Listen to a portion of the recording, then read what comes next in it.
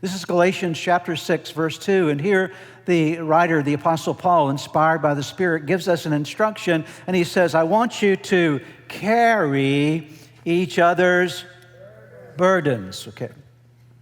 Let me stop there just for a moment. That word burdens means, in the Greek language, somebody else says pain, somebody else says sorrow, somebody else says troubles.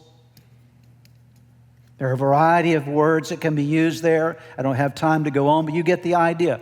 And to carry means to obviously lift up, to bear.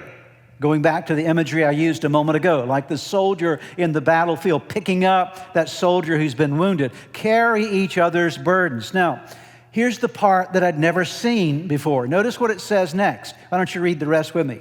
And in this way, you will fulfill the law of Christ. I'd never seen that before. And I thought, my goodness, here we just got one of the great secrets of Scripture, that here, if we want to fulfill the law of Christ, that is the rule, the way He operates, the way the example He set for us, then we will do the same. Let's think about it just for a moment. What did Jesus do while He was here on earth? He went around doing good, healing all that were oppressed of the devil. The Bible tells us in Acts chapter 10, verse 38, there was never a moment that Jesus lived for Himself. He was always lifting somebody else up. He was always healing somebody else. He was always restoring and revitalizing someone. He was always speaking healing and restoration and forgiveness to people. Jesus was always on the move helping other people. And then Paul says, make sure that you do the same. Carry each other's burdens. And in this way, what way? When you're carrying somebody else's burden, what are you doing? What are you doing? Help me out, church. You are what?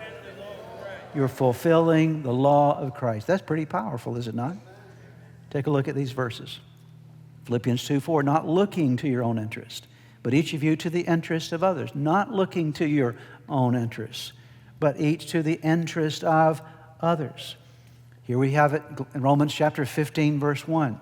We who are strong, if you want to be strong, have strength in your spiritual journey, ought to bear with. Same word for carry. Actually, the actual same word in the Greek language.